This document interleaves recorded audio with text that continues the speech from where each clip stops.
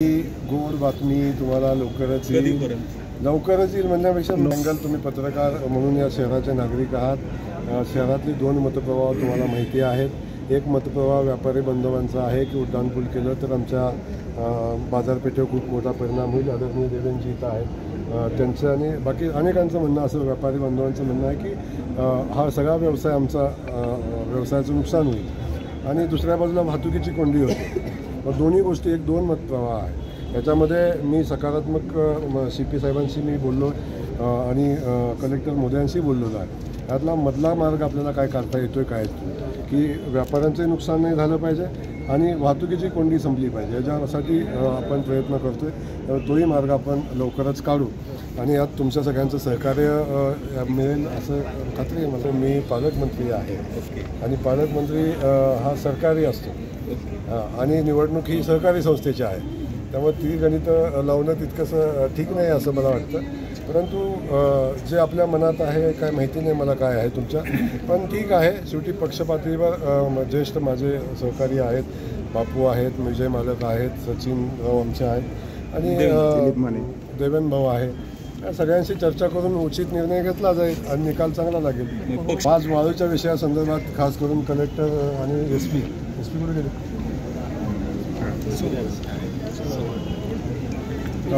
यांना मी सूचना केलेल्या होत्या आणि SP साहेब सूचना पाठीमागच केलेल्या होत्या की आपण वाळू चोरीवर कसल्याही परिस्थितीत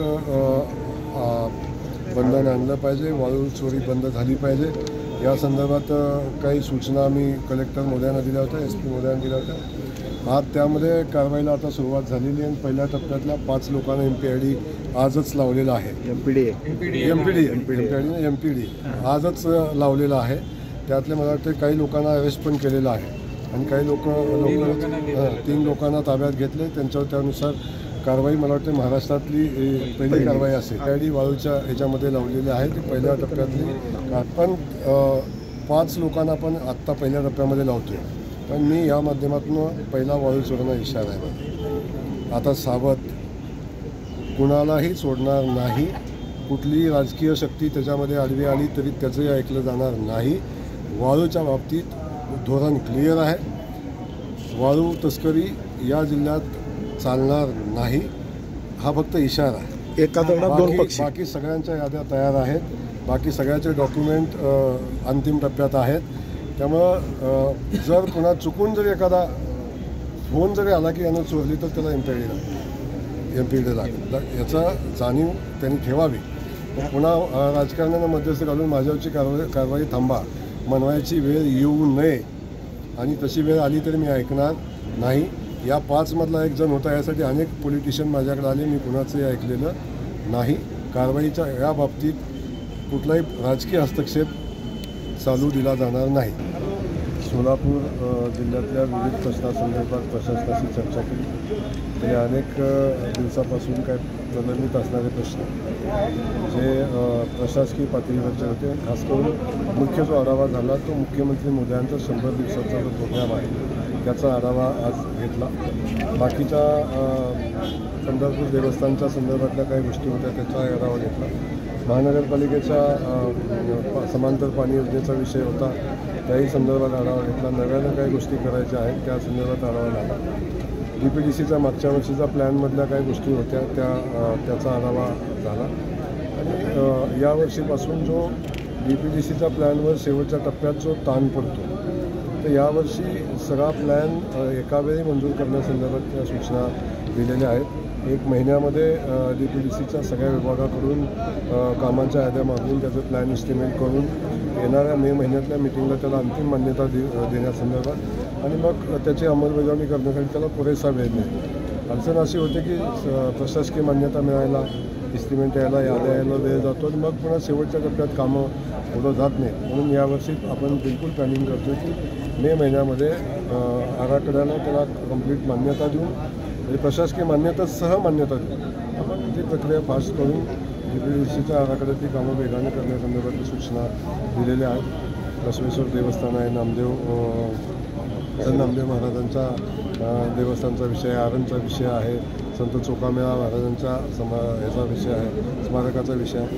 अशा सगळ्या विषयासंदर्भात थोडीशी प्राथमिक माहिती घेतलेली आणि त्या संदर्भात काही टेक्निकल अडचणी आहेत. कलेक्टर महोदय आज नव्हते, ते कलेक्टर महोदय आल्यावर त्यावर पुन्हा नव्यानं एक बैठक घेऊन हे जे छोटे छोटे प्रश्न वर्षानुवर्ष पेंडिंग आहे ते प्रश्न मार्गी लावण्यासंदर्भात आपण आजच्या बैठकीमध्ये चर्चा केलेली आहे. बाकी खास करून आज मुख्य विषयावर चर्चा जी केली आपण ती ज्या शाळा आहेत आपल्या सगळ्या, त्या शाळा ते शौचालय, मुलींचं शौचालय वेगळं असलं पाहिजे, मुलांचं वेगळं असलं पाहिजे. जे ऑफिसेस आहेत त्या ठिकाणी महिलांची शौचालय वेगळी असली पाहिजे. BDO ऑफिसपासून सगळेच वरचे, तहसील ऑफिसपासून कलेक्टर ऑफिसपासून सगळे, ते सगळ्या ठिकाणी आपण महिलांचे शौचालय, वेटिंग साठी सुविधा, स्वच्छ पाणी, ऑफिसमध्ये आल्यानंतर कोणाचं बिहेवियर कसं आहे या संदर्भातल्या सूचना त्याही दिलेल्या आहेत. आणि आज एक निर्णय प्राथमिक टप्प्यामध्ये आपण एक निर्णय घेतो की सगळ्या ऑफिसेसमध्ये आपण CCTV कॅमेरे लावतो. सगळ्या शासकीय ऑफिसमध्ये आपण CCTV कॅमेरे लावतो. त्या कॅमेऱ्याच्या माध्यमातून आलेल्या नागरिकांशी तो अधिकाऱ्यांचं वर्तन कसं आहे, त्याला कशा पद्धतीनं ट्रीटमेंट दिली जाते, या कामाच्या संदर्भातली भूमिका हे. आणि त्यासोबत आपण आणखी एक निर्णयापर्यंत आपण पोहोचलो आहे. अजून अंतिम निर्णय आपण घेऊ, परंतु प्राथमिक शाळा ज्या आहेत त्या प्रत्येक प्राथमिक शाळेच्या वर्गखोलीमध्ये CCTV कॅमेरा लावण्याचा निर्णय आम्ही प्राथमिक टप्प्यात आम्ही चर्चा केलेली आहे. त्या अनुषंगानं त्याला किती खर्च येतो आहे आणि हे सगळं करत असताना तो कॅमेऱ्याचा जो विषय आहे, कॅमेरा आमचे जिल्हा परिषदेची यंत्रणा जिल्हा परिषदेमध्ये बसून बघता आलं पाहिजे की या वर्गात या ठिकाणी काय चाललं, अशा पद्धतीनं काय करता येते का.